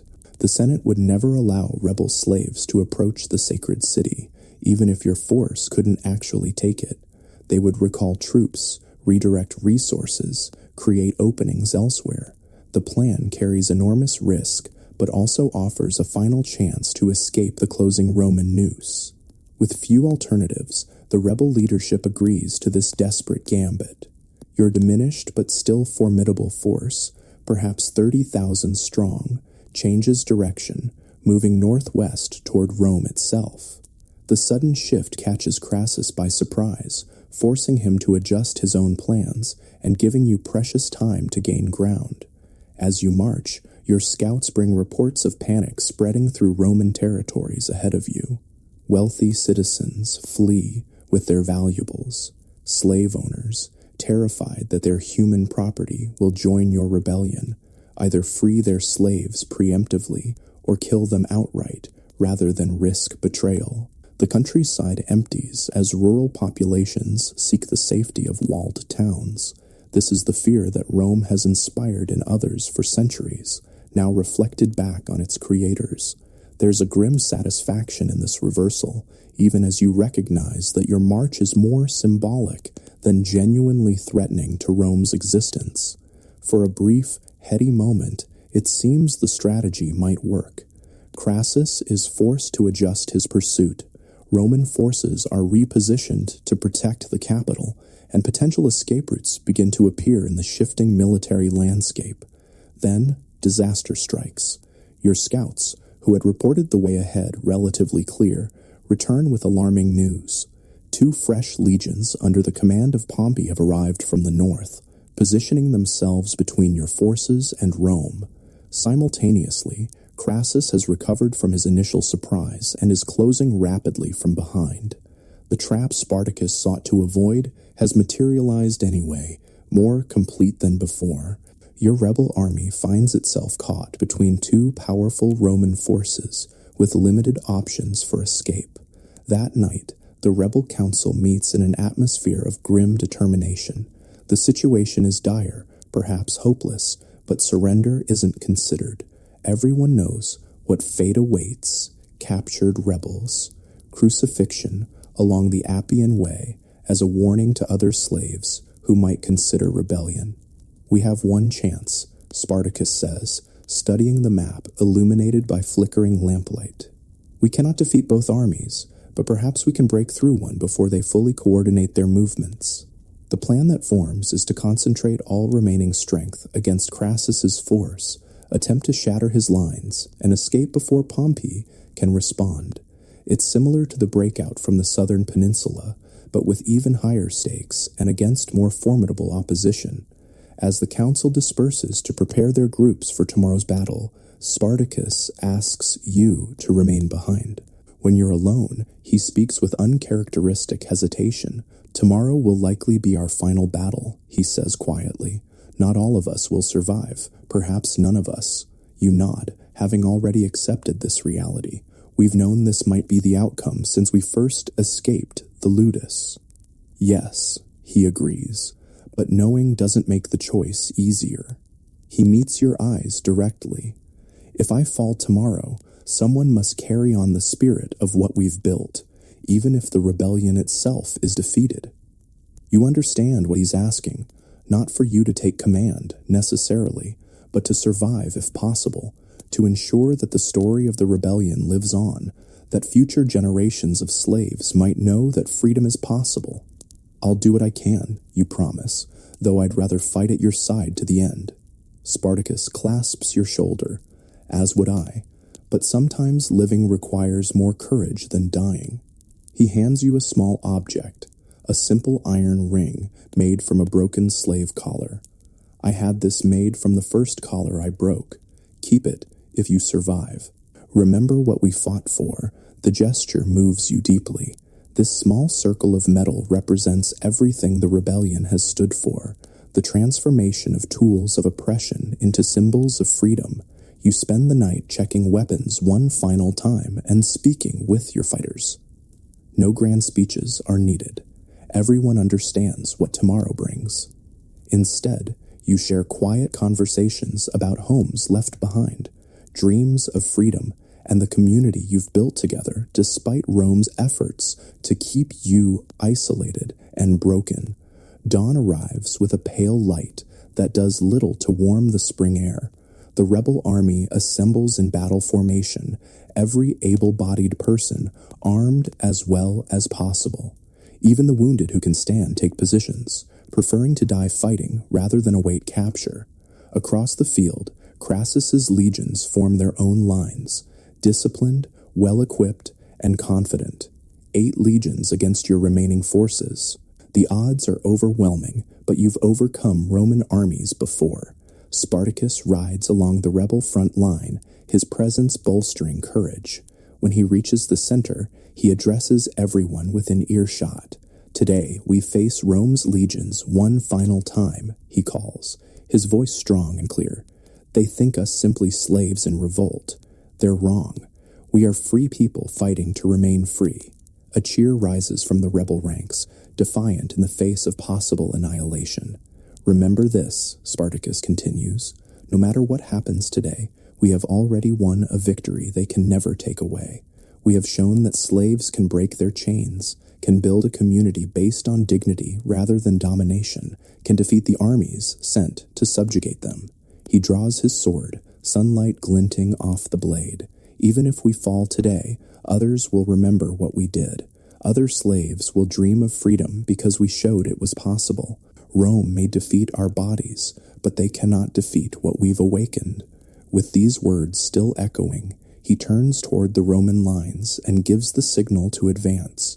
The final battle of the Great Slave Rebellion begins with a surge of humanity moving across the field toward an uncertain fate. You lead your group forward, moving at a steady pace alongside thousands of your comrades. For better or worse, your long journey from slave to rebel fighter will reach its conclusion today, beneath the Italian sun, on a battlefield that history will remember long after you're gone. The clash of armies echoes across the plain as rebel and Roman forces collide in a desperate tangle of bodies, weapons, and raw determination. The disciplined Roman formations begin to fragment under the sheer ferocity of your attack, slaves fighting not just for victory, but for survival itself. Your group drives forward into a unit of Roman auxiliaries, fighting with the coordination developed over months of training and combat. The good news is that the initial momentum carries you through the first Roman line. The bad news is that Crassus has prepared his forces in depth, with fresh troops ready to replace those who fall. Through gaps in the combat, you catch glimpses of other parts of the battlefield. Some rebel groups are making progress, punching holes in the Roman lines. Others are being pushed back, overwhelmed by superior numbers and equipment. The outcome hangs in balance, with neither side clearly prevailing. Then you see him, Spartacus, fighting at the center of the rebel line, pressing forward toward Crassus himself. His goal is clear. If he can kill or capture the Roman commander, the legions might falter long enough for your forces to break through. Roman officers recognize this threat and concentrate their elite troops against Spartacus and his immediate followers. The fighting there intensifies, becoming the focal point of the entire battle. You try to push your group in that direction, hoping to reinforce Spartacus, but a fresh century of Roman soldiers blocks your path. The centurion, his helmet crest marking him clearly as an officer, points at you specifically and shouts orders to his men. Your reputation as a rebel leader has apparently made you a target. What follows is the most intense fighting you've experienced yet. The Romans attack with discipline and skill, their training evident in every movement. Your fighters respond with the desperate courage of those who know defeat means death or re-enslavement. A Roman javelin grazes your shoulder, drawing blood, but not disabling you. You counter by ducking under a sword thrust and driving your own blade into a legionary's unprotected side. Another Roman immediately takes his place. Crassus' legions seem endless, while your numbers dwindle with each fallen rebel. For what feels like hours but is likely only minutes, the fighting continues with neither side gaining clear advantage. Your arms grow heavy, your breathing labored, but stopping means death. Around you, both rebels and Romans fall, the ground becoming treacherous with blood and bodies. Then a shout goes up from the center of the battlefield, not of victory, but of anguish. Through the chaos, you see Spartacus surrounded by Romans, fighting with incredible skill, but gradually overwhelmed by sheer numbers. He kills several before a spear takes him in the leg, forcing him to one knee. Even wounded, he continues fighting, Roman soldiers falling to his blade. But the outcome is inevitable. More Romans press in, and finally, a sword thrust finds its mark. Spartacus, the gladiator who led the greatest slave rebellion Rome had ever faced, falls on the battlefield. A cry of dismay rises from rebel fighters who witness his fall. For many, Spartacus represented not just leadership, but hope itself, the living proof that a slave could rise up, could fight back, could briefly taste freedom in a world determined to deny it. The Romans, sensing victory, press their advantage with renewed vigor. Rebel lines begin to crumble in places as fighters either fall or retreat in disarray. What had been a cohesive battle plan dissolves into isolated pockets of resistance. You gather your remaining fighters, perhaps 15 of the 50 you started with, and try to maintain formation. "Stay together," you shout above the din of battle. "It's our only chance." Diona, blood streaming from a cut on her forehead but still fighting, catches your eye. "Which way?" she calls back. "Where do we go now?" It's the question everyone faces in this moment of crisis. Without Spartacus, without a clear path to break through the Roman lines, what is the objective? Fight to the death here? Try to escape individually? Surrender and face crucifixion? You make your decision quickly, based on what you believe Spartacus would have wanted. "We fight toward the eastern flank," you tell your group. "The Romans are thinner there. If we break through, head for the forests. Scatter and regroup when possible." It's not a plan for victory. That hope died with Spartacus, but a plan for survival, for carrying the memory and meaning of the rebellion forward. Some of you must live to tell the story, to keep the spirit of resistance alive. Your reduced group fights with desperate energy toward the eastern edge of the battlefield. Other rebels see your movement and join your effort, creating a concentrated thrust that temporarily pushes back the Roman line. For a brief, hope-filled moment, it seems your breakout might succeed. The Roman forces on this flank waver, not expecting such organized resistance after Spartacus's fall. A gap appears, not large, but perhaps enough for some to escape through. "Now," you shout, pointing toward the opening. "Run." Your fighters surge forward, abandoning organized combat for a headlong dash toward potential freedom. Romans try to close the gap, but momentum carries your group through. You're past the main battle line, running with every remaining ounce of strength toward the distant tree line. Behind you, the sounds of battle continue as many rebels fight on, either unaware of the escape route or choosing to stand their ground to the end. Their sacrifice provides crucial time for you and others to increase the distance from pursuit. Your lungs burn and your wounded shoulder throbs with each stride, but you don't slow down. Romans are surely following, and only reaching the forest offers any hope of evading capture. Diona runs beside you, as do perhaps 20 other rebels who managed to break through. The rest of your group either fell in the fighting or became separated in the chaos of escape. You hope some found other routes to safety, but fear many have fallen. Finally, the trees envelop you, providing welcome cover from Roman eyes. Only then do you allow a brief pause, gulping air into burning lungs while listening for sounds of pursuit. "Spread out," you instruct between breaths. Groups of 3 or 4. Harder to track, better chance some survive.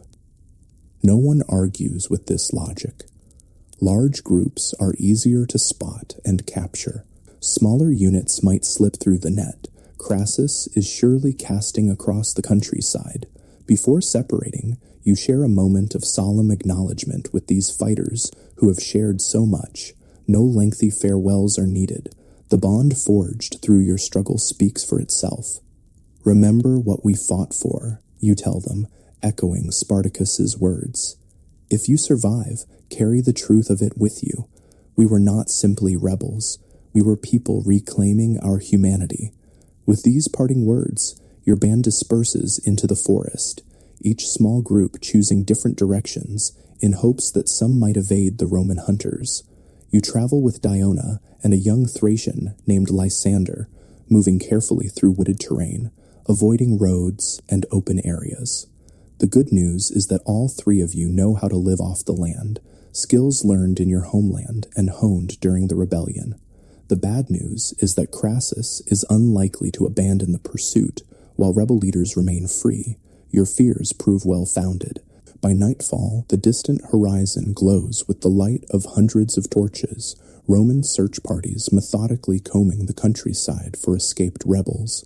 They're using a cordon strategy, Lysander observes grimly, tightening a circle of soldiers around the entire area. They did this in Thrace after uprisings. You nod, recognizing the tactic. We need to move at night, hide during day, find a way through their lines before they close completely.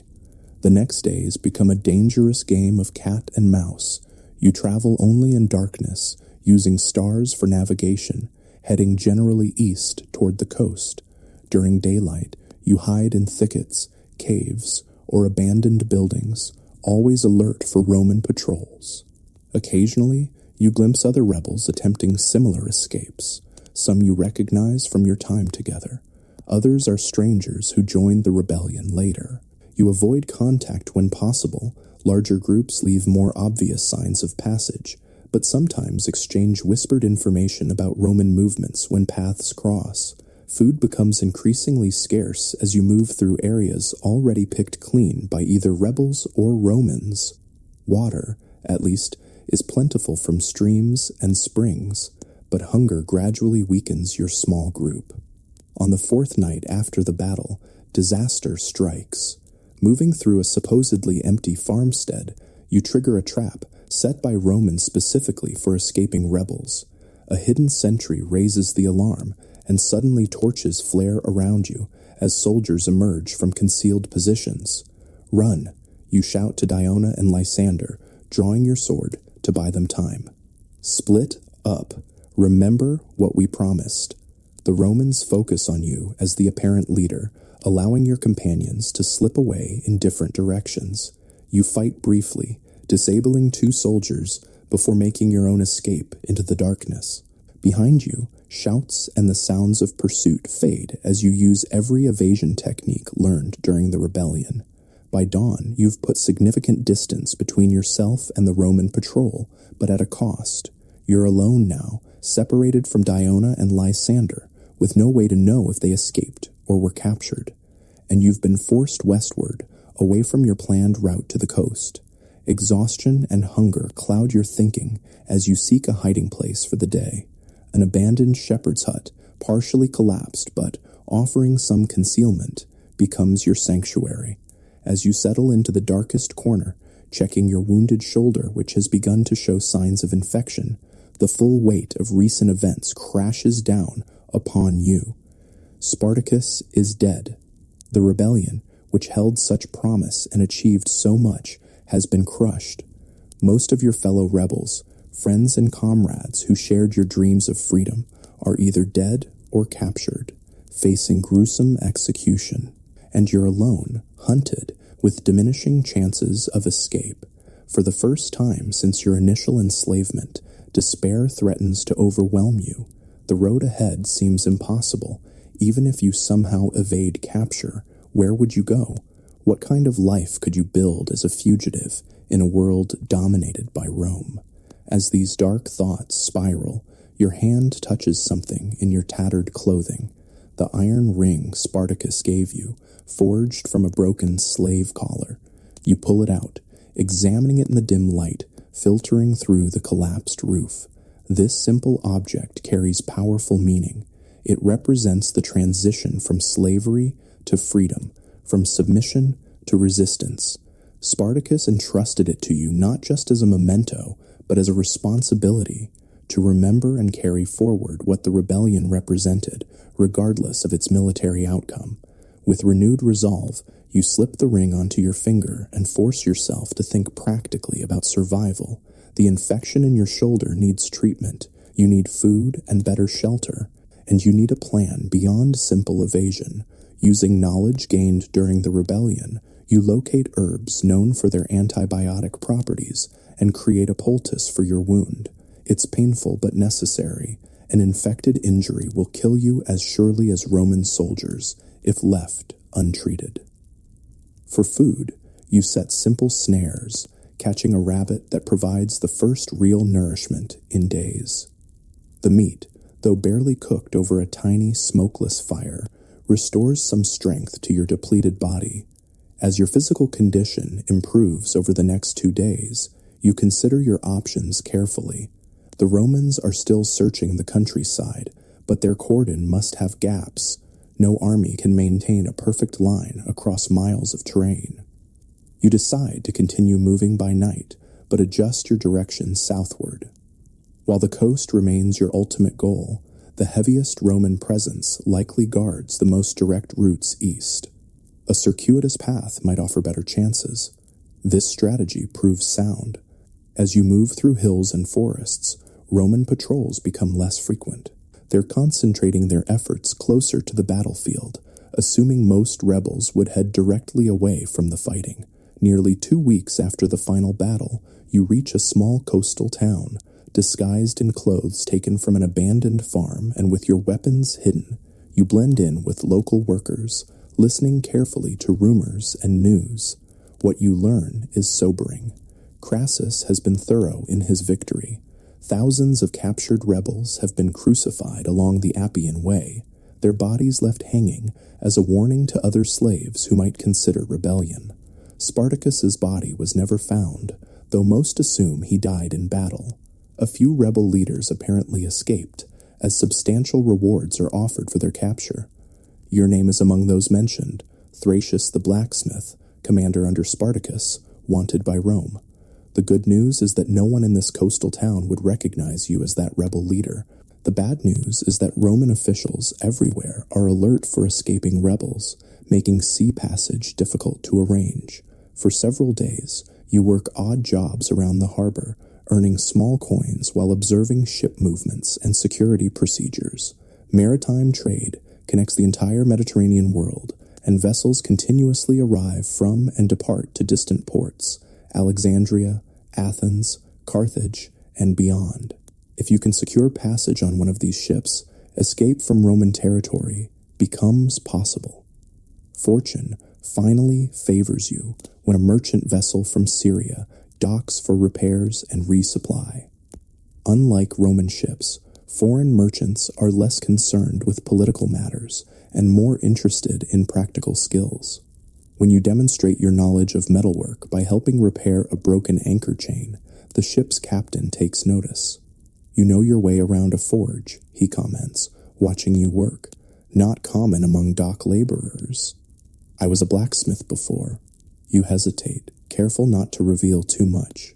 Before circumstances changed, the captain, a weathered man named Adad with the distinctive accent of the eastern Mediterranean, studies you thoughtfully.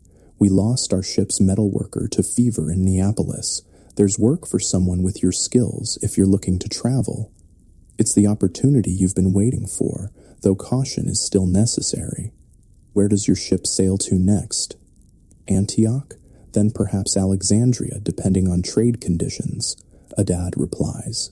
Far from Roman concerns, if that's what worries you. His perceptiveness is unsettling, but not surprising. A merchant captain survives by reading people and situations accurately, and in these days following the slave rebellion, many are fleeing Roman reprisals for various reasons.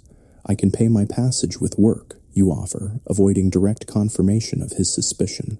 Adad nods. Be at the ship before dawn tomorrow. We sail with the morning tide. No questions about your past, but I expect honest work and loyalty while you're aboard. That night, as you prepare for departure, you reflect on the journey that brought you to this moment, from Thracian freeman to Roman slave to rebel fighter, and now fugitive seeking distant shores. Your life has transformed repeatedly in ways you could never have imagined. The rebellion failed in its immediate military objectives. Spartacus is dead, most rebels have been killed or recaptured, and the Roman slave system continues uninterrupted. But something has changed, nevertheless. A demonstration that slaves can organize, can fight back, can create a community based on mutual respect rather than ownership and fear. This knowledge can never be fully erased, despite Rome's brutal repression. It will live in whispered stories among the enslaved, in cautious policies by slave owners, suddenly aware of their vulnerability, in the memory of those few like yourself who survived to carry the truth forward. Before dawn, you board the Syrian vessel with your few possessions, including the iron ring that symbolizes everything you've experienced. As the ship raises anchor and catches the morning breeze, the Italian coastline gradually recedes. With it goes the immediate threat of Roman capture, though you understand that Rome's influence extends throughout the known world.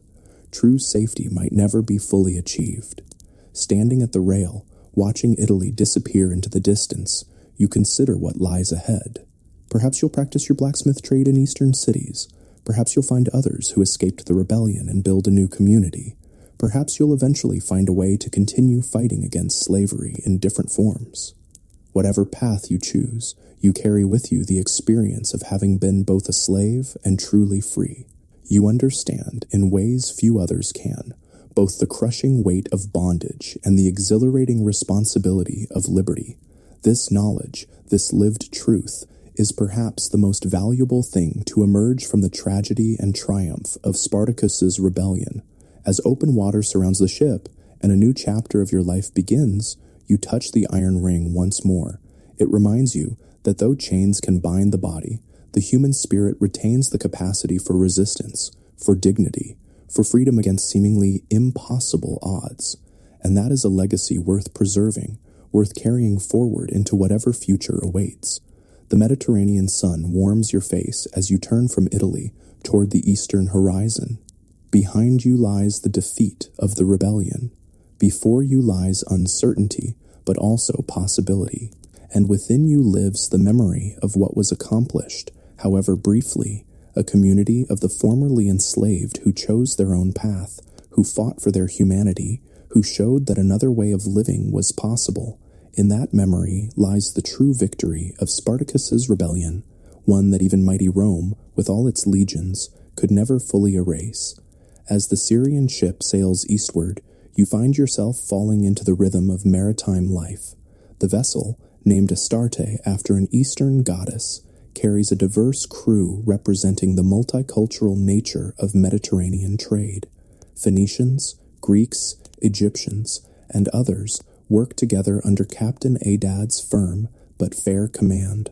Your skills as a metalworker make you valuable aboard ship, where hardware constantly needs repair due to the corrosive effects of salt water. Beyond essential maintenance, you create improved tools that earn appreciation from the crew. This practical contribution helps you gradually integrate into this floating community. Several weeks into the voyage, after stops at various ports for trade, the ship docks at Alexandria in Egypt. This famous city, founded by Alexander the Great and renowned for its lighthouse and library, represents a center of learning and commerce distinct from Rome's military emphasis. Captain Adad, pleased with your work during the journey, offers continuing employment. We sail regularly between Alexandria, Antioch, and other eastern ports, he explains. There's a place for you if you want it.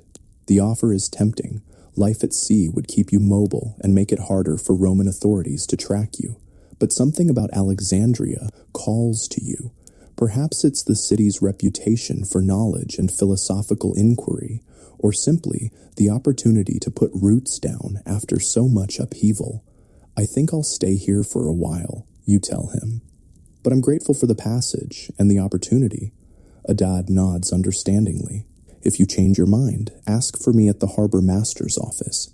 Ships always need good metal workers.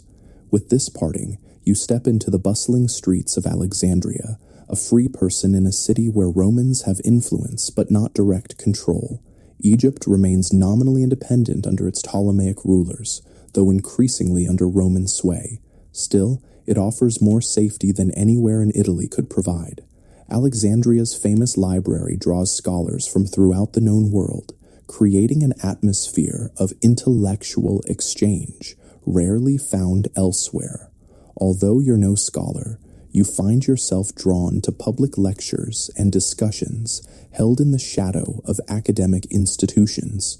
It's during one such gathering that you meet Apollodorus, an elderly Greek philosopher who takes interest in your thoughtful questions. Learning that you're a metalworker seeking employment, he introduces you to contacts who help establish you in a modest workshop near the harbor. As your business slowly grows, providing basic metalwork for ships and local needs, Apollodorus becomes a regular visitor. Your conversations range widely, from practical matters to philosophical questions about freedom, governance, and human nature. Eventually, inevitably, he asks about the iron ring you always wear, clearly not decorative, but seemingly important to you. After months in Alexandria, with some distance from the immediate trauma of the rebellion, you decide to trust him with a version of your story. I was part of Spartacus's rebellion, you admit quietly, watching carefully for his reaction. This ring was made from a slave collar. It reminds me of what we fought for, what was possible for a brief time. Apollodorus absorbs this information with the measured consideration of a trained philosopher. I've heard accounts of that rebellion, he says, most written by Romans, of course, portraying it simply as dangerous criminal activity, but I've wondered what those who participated might say about their motivations and experiences. His genuine interest encourages you to share more details, not tactical information that might endanger others if repeated, but the human aspects of the rebellion. You describe how slaves from diverse backgrounds formed a community based on mutual respect rather than hierarchy, how decisions were made through discussion rather than command, how people contributed according to their abilities rather than under threat of punishment. It wasn't perfect, you acknowledge. We faced many challenges, disagreements, difficulties in organization, but it was real freedom, messy, demanding, sometimes frightening in its responsibility, but genuine self-determination after years of having every aspect of life controlled by masters. Apollodorus listens intently, occasionally asking clarifying questions, but never judging or dismissing your experience. When you finish speaking, he remains thoughtful for some time. What you describe has philosophical significance beyond the military aspects that concern the Romans, he finally says. Questions of natural freedom versus conventional slavery, of community formation outside traditional structures, of human capacity for self-governance. These have been debated in academic circles for generations, but you've lived these questions in ways most philosophers only theorize about. In the months that follow, your conversations with Apollodorus deepen. He introduces you to writings of various philosophers who have questioned conventional social structures, including slavery. Some, like certain Stoics, argue that slavery of the body doesn't necessarily enslave the mind or spirit. Others, more radical, suggest that slavery itself contradicts natural law. These intellectual explorations provide a framework for understanding your own experiences. The rebellion was not just a military uprising, but part of a larger human questioning of social arrangements that treat some people as property. Gradually, Apollodorus encourages you to record your experiences and reflections. History is written by the victorious and powerful, he notes. The Roman account of Spartacus's rebellion will dominate unless other perspectives are preserved. Though initially reluctant, writing isn't your natural medium, and recording your involvement carries risks. You eventually agree. Under Apollodorus's guidance, you dictate your memories of the rebellion, from your enslavement through the final battle and escape. A trusted scribe creates scrolls that Apollodorus promises to preserve within Alexandria's scholarly community. This may not circulate widely in our lifetime, he acknowledges, but it ensures that future generations will have access to more than just the Roman perspective on what Spartacus and his followers attempted. The process of recording your experiences proves unexpectedly healing, articulating what the rebellion meant, not just what happened, but why it mattered, helps transform personal trauma into meaningful history. The military defeat remains painful, but the significance of what was briefly created takes clearer shape in your understanding. Years pass in Alexandria. Your metalworking business provides modest prosperity.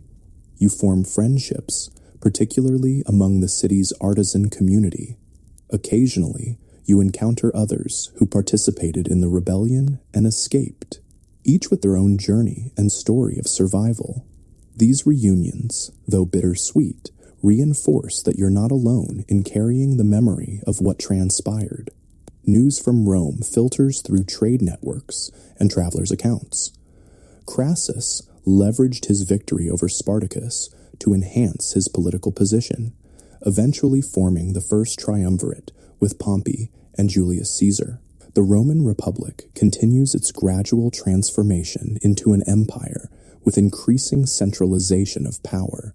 More personally relevant, you learn that the brutal suppression of Spartacus's rebellion led to minor reforms in slave treatment within Roman territories. Some of the most extreme practices are now discouraged, if not officially prohibited. It's far from the freedom you fought for, but represents tacit acknowledgement that treating humans as mere property invites resistance. One evening, nearly a decade after arriving in Alexandria, you host a small gathering at your home to mark the anniversary of the final battle. Present are 3 others who fought in the rebellion and somehow escaped: a Gallic woman who stowed away on a grain ship, a Syrian man who bribed his way onto a merchant vessel similar to your own escape route, and most surprisingly, Diona, the Greek woman separated from you during that desperate flight through the forest. Your reunion with Diona brings both joy and painful memories. After escaping the Romans that night, she eventually made her way to Athens, then Alexandria, surviving through determination and adaptability. Like you, she built a new life while carrying the experience of the rebellion within her. As the 4 of you share wine and memories, the conversation turns to whether your struggle ultimately mattered, given its military failure and the continuation of slavery throughout the Roman world. We lost the battle, says the Syrian, Cassius, who now works as a scribe in Alexandria's administrative offices. Spartacus died, most of our comrades were crucified, and slavery continues. What did we really accomplish? Diona, now a respected healer in Alexandria's Greek quarter, responds thoughtfully. We showed what was possible. For nearly 2 years, thousands of people from different lands, speaking different languages, lived together as equals. We governed ourselves without masters, made decisions collectively, distributed resources fairly. That community existed, and knowing it was possible changes something fundamental. And we forced Rome to recognize our humanity, even if only through their fear, adds the Gaul, Bridget, who married an Egyptian merchant and manages part of his trading business. They had to acknowledge that slaves weren't just talking tools, but people capable of organization, strategy, community building. You consider their perspectives while turning the iron ring on your finger, your talisman and reminder. Perhaps the most important victory wasn't on any battlefield, you suggest. It was in the transformation of how we saw ourselves and each other. We entered the rebellion as broken people defined by our enslavement. We became something more, people capable of freedom in its fullest sense, with all its responsibilities and possibilities.